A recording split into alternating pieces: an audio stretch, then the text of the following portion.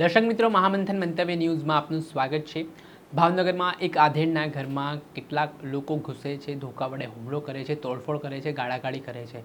ફરી એકવાર કાયદો અને વ્યવસ્થાની સ્થિતિ સામે સવાલ ઉઠવાની શરૂઆત થઈ છે। છેલ્લા થોડાક સમયથી ભાવનગરમાં જે રીતે કેટલાક આરોપી તત્વો છે તે કાયદો હાથમાં લઈ રહ્યા છે, લોકોને ડરાવી રહ્યા છે, તેમના પર હિચકારો હુમલાઓ પણ કરી રહ્યા છે ને આવું કંઈક ભાવનગરના મવતા ચોક વિસ્તારમાં બનાવ બન્યો છે।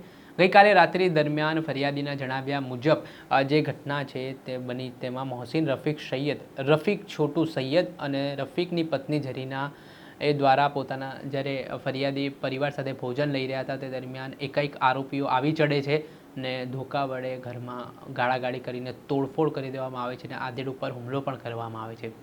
આ ઘટનામાં આધેડને ઈજા પહોંચતા તેમને ભાવનગરની સર્ટી હોસ્પિટલ સારવાર હેઠળ ખસેડવામાં આવ્યા છે અને આ ઘટનાથી વિસ્તારમાં પણ ખળબળાહટ મચી ગયો હતો।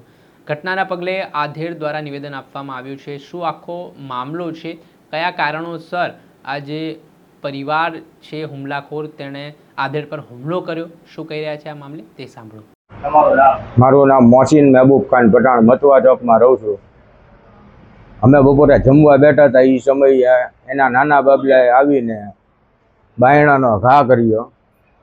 તો મેં એને કીધું કે તું આવી રીતે દરવાજાનો ઘા કરમાં, જ્યાં હતો ત્યાં મેકી દે। તો એ વ્યક્તિએ મને જેમ બોલવાનું ચાલુ કર્યું। પછી એના ફાધર બહાર નીકળ્યા અને એના ફાધરે સીધા મારા છોકરાને લાકડીથી માર્યો। પછી મેં એને લાકડી મારી, બરોબર છે। તો એનો મોટો છોકરો ધોકો લઈને આવ્યો, એણે મને અહીંયા ધોકો માર્યો છે અને મારું માથું છે ને એ શોકેશના કાચ અરળ ભટકાડ્યું છે અને મારા ઘરમાં તોડફોડ બહુ કરી છે। 3 જણા હતા એ લોકો, મોહસિન રફીકભાઈ સૈયદ, રફીકભાઈ છોટુભાઈ સૈયદ અને ઝરીનાબેન રફીકભાઈ સૈયદ। ધોકા હતા, ધોકા। બસ આ જ રીતનું મેં કીધું એ પ્રમાણેનું કે બપોરે અમે જમવા બેઠા હતા ને એના નાના છોકરાએ દરવાજો ઉપાડીને અમારો જે ડેલામાં પડ્યો હતો એનો ઘા કરી। જી આપે સાંભળ્યા હતા ફરિયાદી જે મવતા ચોક વિસ્તારમાં જેમના પર હુમલાનો બનાવ બન્યો, તેમના ઘર વખરીના સામાન્ય નુકસાન પહોંચાડવામાં આવ્યું અને જે રીતે ડરનો માહોલ ઊભો કરીને જાનથી મારી નાખવાની ધમકી પણ આપવામાં આવી હોય તેવા આક્ષેપો ફરિયાદી દ્વારા કરવામાં આવ્યા છે।